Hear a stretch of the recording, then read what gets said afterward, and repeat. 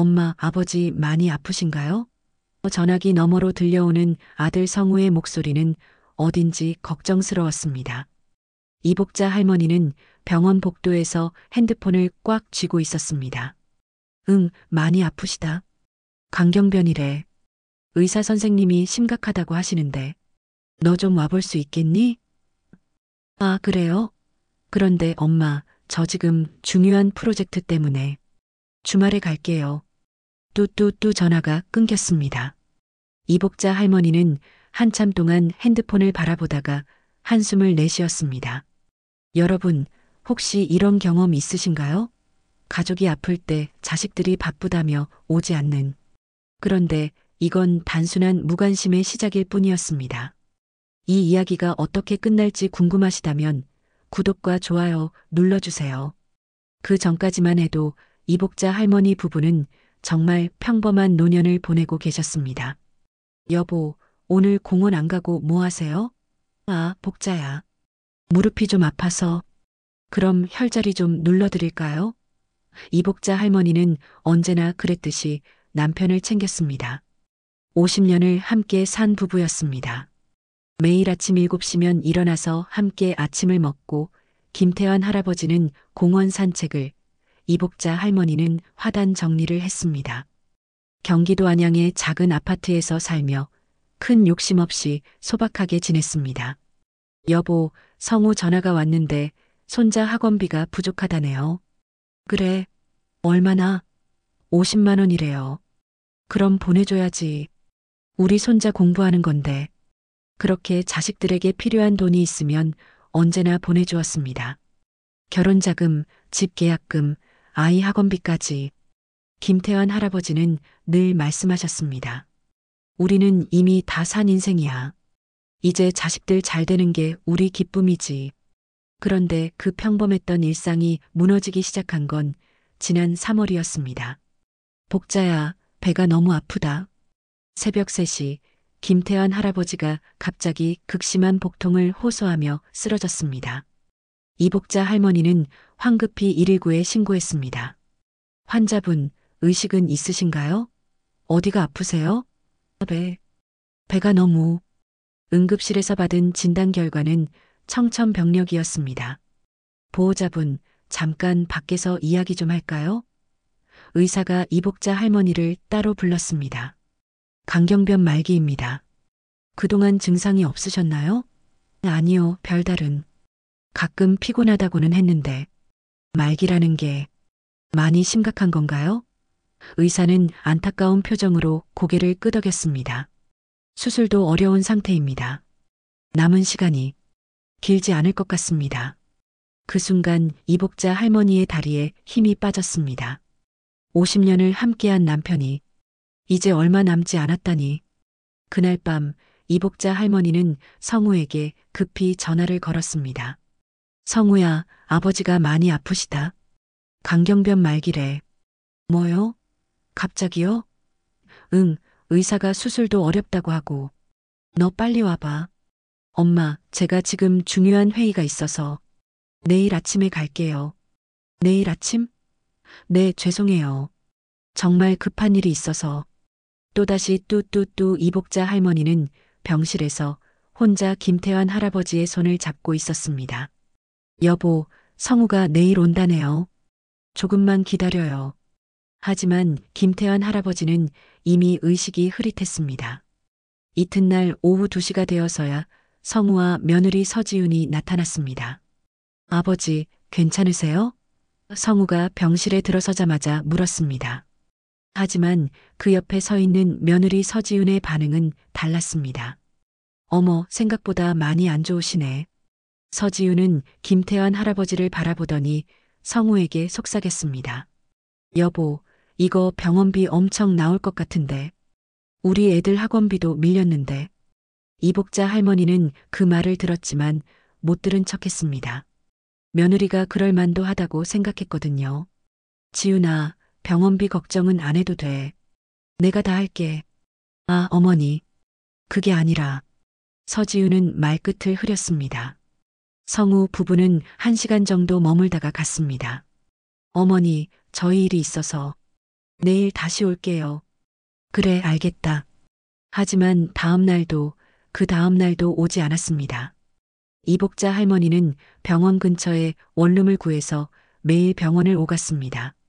이복자 할머니는 2달간 혼자서 모든 간병을 했습니다. 그런데 성우와 지우는 정말 오지 않았습니다. 어머니, 아버지 어떠세요? 많이 안 좋으셔.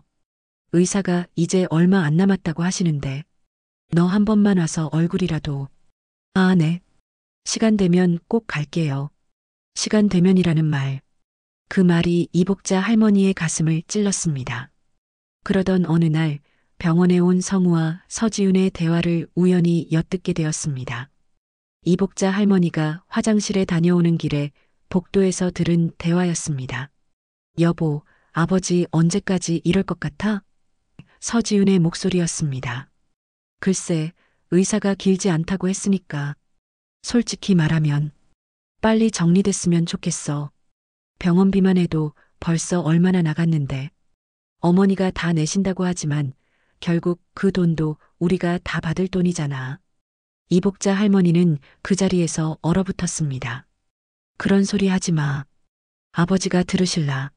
지금 의식도 없으신데 뭘 들어. 난 솔직한 거야. 그 대화 이후로 이복자 할머니는 자식들을 바라보는 시각이 달라졌습니다. 하지만 그래도 참았습니다. 남편 때문이었습니다. 여보, 애들이 바쁘긴 한가 봐요.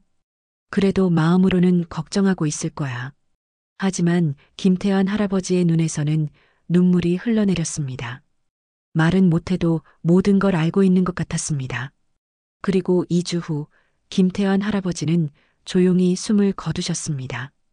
이복자 할머니가 성우에게 전화를 걸었을 때 며느리 지훈이 받았습니다. 어머니? 지훈아, 아버지가 방금 돌아가셨다. 아, 네. 알겠습니다.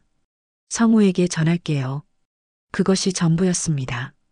위로의 말도 슬퍼하는 모습도 없었습니다. 이복자 할머니는 그때 깨달았습니다. 뭔가 크게 잘못되었다는 것을. 어머니, 병원비가 얼마나 나왔어요? 급히 달려온 성우가 첫마디로 꺼낸 말이었습니다. 남편을 잃은 슬픔도 잠시, 이복자 할머니는 아들의 말에 당황했습니다. 그게 왜? 아니, 정산을 해야 하잖아요. 아버지의 죽음보다 돈 계산이 먼저였습니다. 잠시 후 며느리 서지훈도 도착해 어머니, 고생 많으셨어요. 라며 형식적으로 인사했습니다. 그런데 서지훈의 다음 말이 이복자 할머니를 완전히 실망시켰습니다. 어머니, 장례식 절차는 제가 다 알아볼게요. 어머니는 많이 피곤하실 테니까 쉬세요. 그리고 혹시 통장이나 보험 증서 같은 거 어디 있는지 알려주세요. 제가 잘 알아보고 처리해 드릴게요. 남편이 죽은 지 1시간도 안 돼서 벌써 재산 정리 얘기를 하는 며느리. 이복자 할머니는 그 순간 깨달았습니다. 자식들에게는 아버지의 죽음조차 돈벌이의 기회였다는 것을. 응, 죽었어. 드디어 죽었네.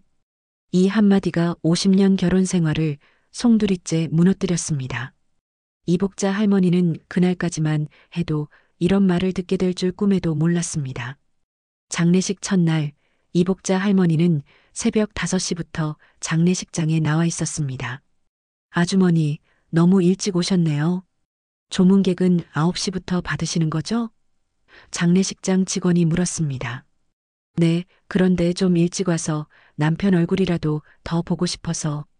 이복자 할머니는 영정 앞에 앉아 김태환 할아버지의 사진을 바라봤습니다. 여보, 오늘부터 3일 동안 많은 사람들이 당신을 보러 올 거예요. 당신이 좋아하던 사람들 많이 올 테니까 기뻐해요. 9시가 되자 지훈이 검은 정장을 입고 나타났습니다. 겉보기에는 정중하고 예의 바른 며느리 같았습니다. 어머니, 저희가 조문객 안내할게요. 어머니는 많이 피곤하실 테니까 안쪽에서 쉬세요. 고맙다. 하지만 난 여기서 인사를 받겠다. 어머니, 정말 괜찮으세요? 저희가 다 할 수 있는데. 성우도 함께 말했습니다. 하지만 이복자 할머니는 자리를 지켰습니다. 뭔가 불안한 느낌이 들었거든요. 조문객들이 하나둘 도착해 진심으로 김태환 할아버지를 추모했습니다. 이복자 할머니는 그런 모습들을 보며 조금이나마 위로를 받았습니다. 오후 이 시경, 이복자 할머니는 잠시 화장실에 다녀와야 했습니다.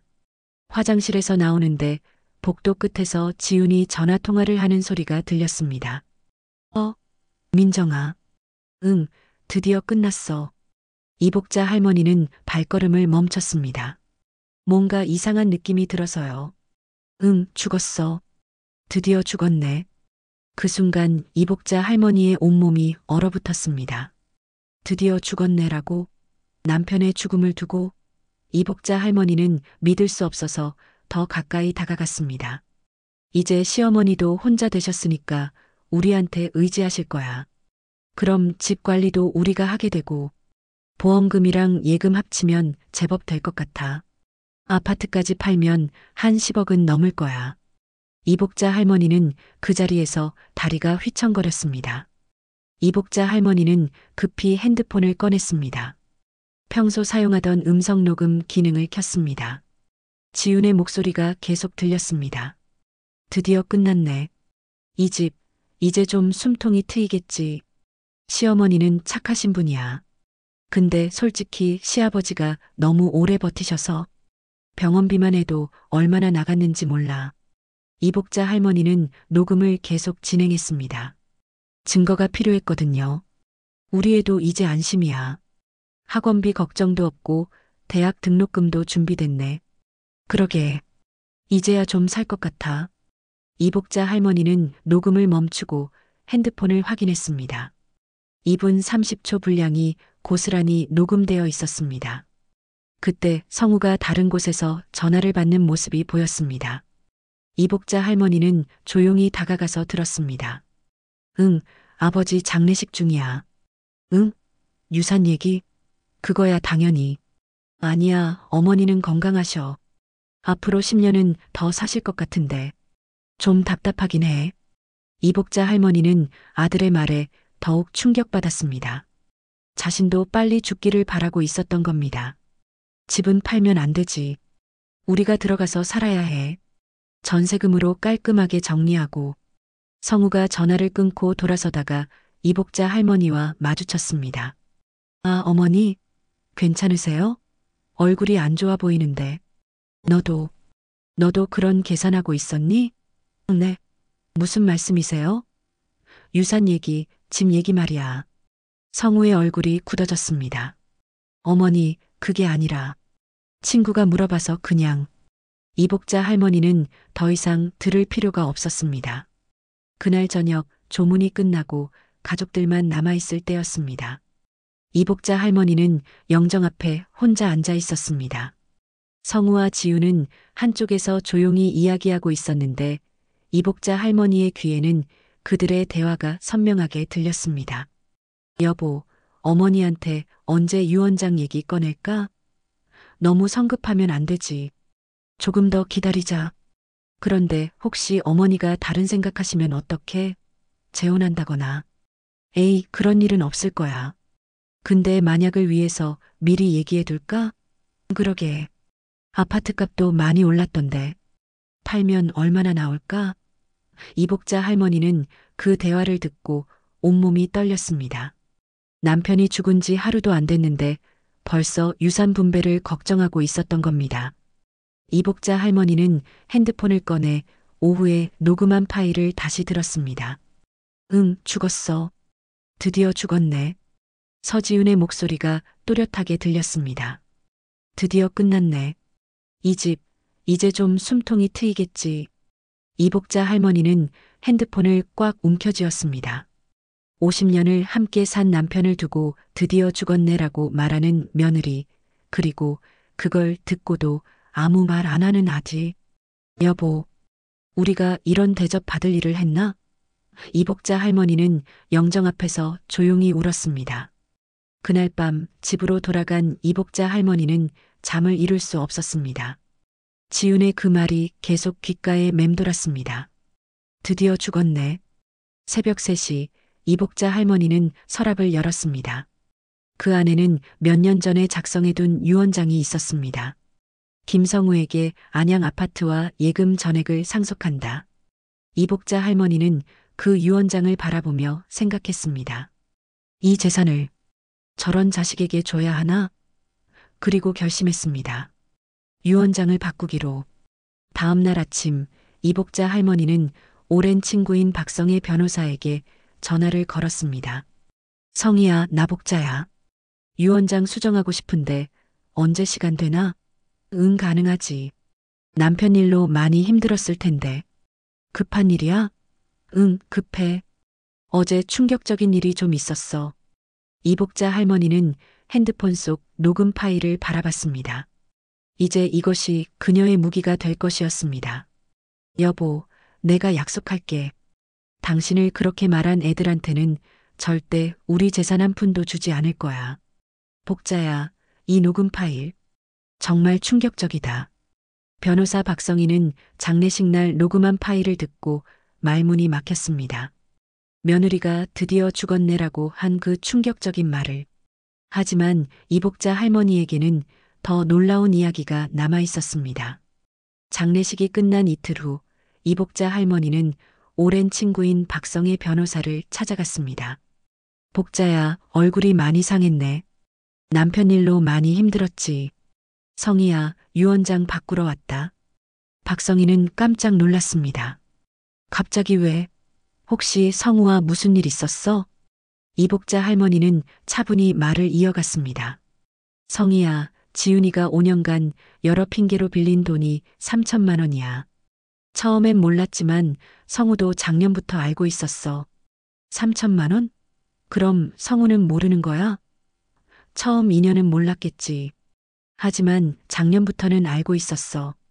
이복자 할머니는 1년 전 있었던 일을 떠올렸습니다. 성우가 찾아온 날이었습니다. 어머니, 지훈이가 어머니께 돈을 많이 빌렸다던데. 아, 그게. 너 알고 있었니? 최근에 알았어요. 어머니, 죄송합니다. 괜찮다. 가족끼리 뭘.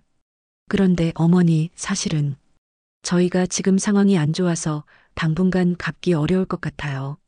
그럼 언제쯤 갚을 수 있겠니? 그때 성우가 한 말이 이복자 할머니를 충격에 빠뜨렸습니다. 어머니가 나중에 유산으로 정산하면 안 될까요? 어차피 저희가 받을 돈이니까. 그 말을 듣는 순간 이복자 할머니는 온몸이 얼어붙었습니다. 자기가 죽어야 빚을 정리하겠다는 아들. 그리고 그 순간부터 며느리의 태도가 더욱 차가워졌던 것입니다. 성희야, 그런데 나한테도 사실 비밀이 있어. 이복자 할머니의 표정이 달라졌습니다. 비밀? 내가 땅을 더 가지고 있어. 애들이 모르는. 박성희가 깜짝 놀랐습니다. 어디에? 충청북도 제천에 1만 5천 평? 15년 전에 산 거야. 남편도 몰랐어. 왜 숨겼어? 젊을 때부터 항상 생각했거든. 만약 자식들이 돈만 바라보게 되면 어떡하지? 라고. 그래서 비상금으로 마련해 둔 거야. 이복자 할머니는 토지대장을 꺼냈습니다. 지금 시세로 12억 정도 될 거야.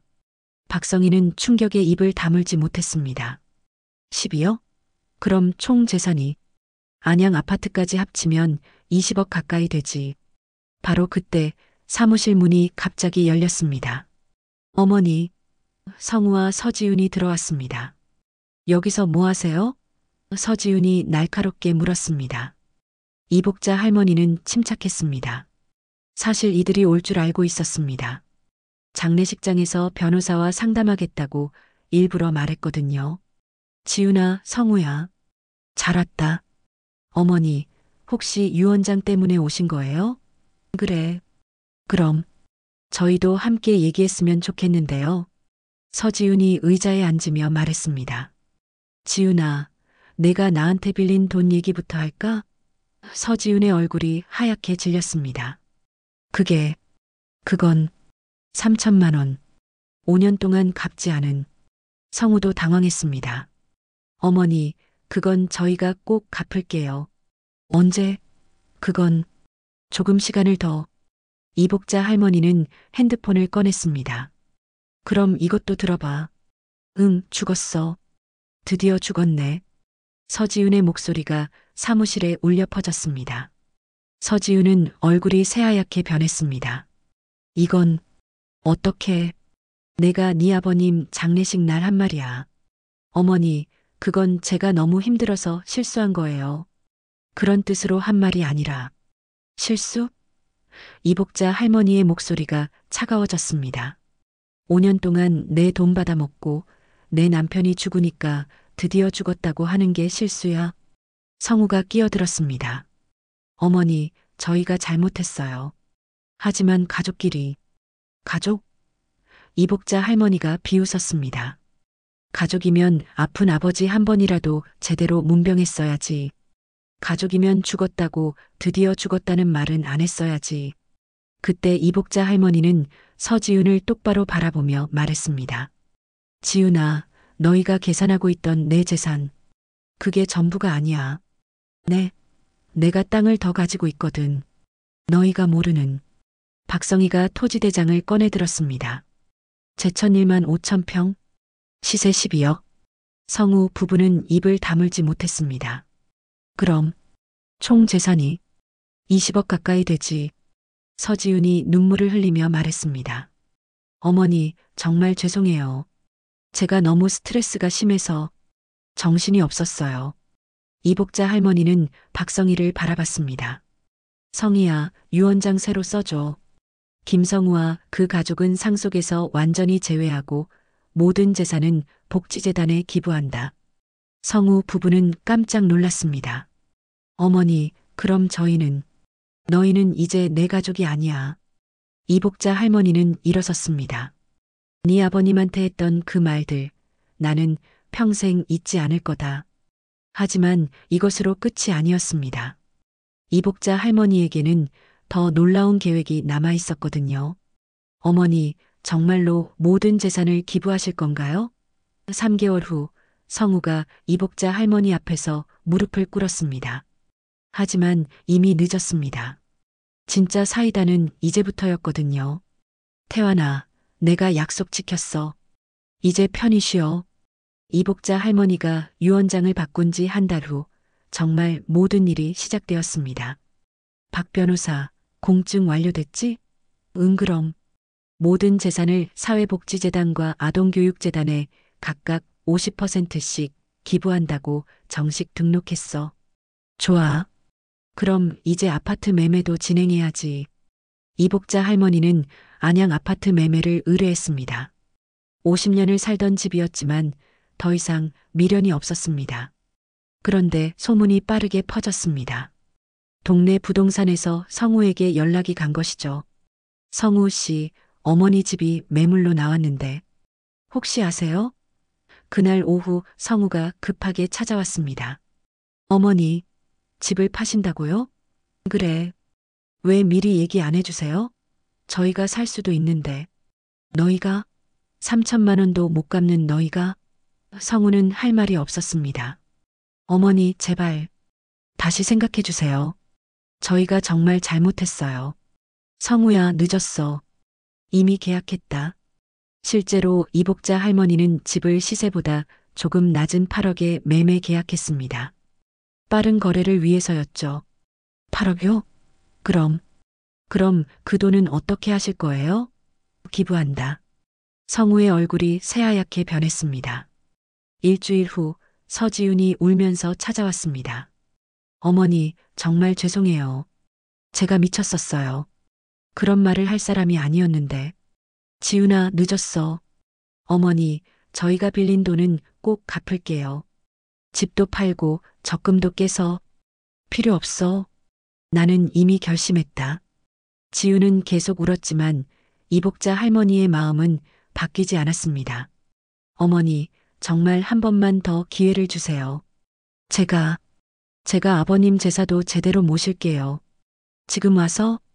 그 다음 주 정말 놀라운 일이 벌어졌습니다. 복자야, 제천 땅 매매 문의가 왔어. 박성애 변호사가 전화를 걸었습니다. 얼마에? 18억. 근처에 대기업 물류창고가 들어선다고 해서 땅값이 폭등했어. 이복자 할머니는 깜짝 놀랐습니다. 12억으로 예상했던 땅이 18억이 된 것입니다. 좋아. 팔자. 이 소식이 성우 부부에게 전해지자 그들은 완전히 패닉 상태가 되었습니다.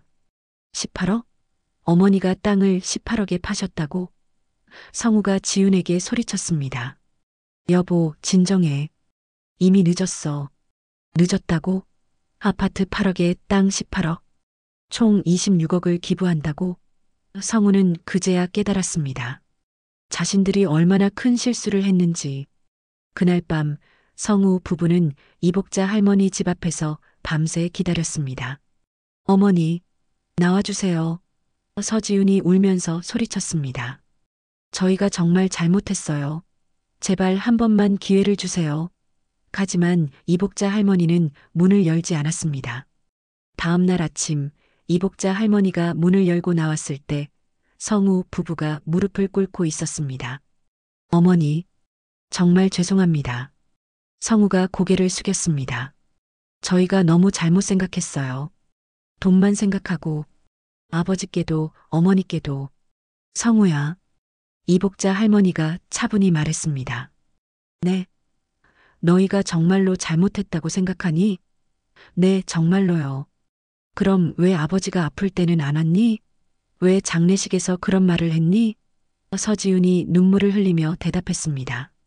저희가 너무 이기적이었어요. 돈 생각만 하고 시아버지의 마음은 생각 안 하고. 맞아. 너희는 돈만 생각했어. 그때였습니다. 이복자 할머니가 예상치 못한 말을 했습니다. 하지만 조건이 있으면 생각해 볼 수도 있어. 성우 부부가 고개를 들었습니다. 조건이요?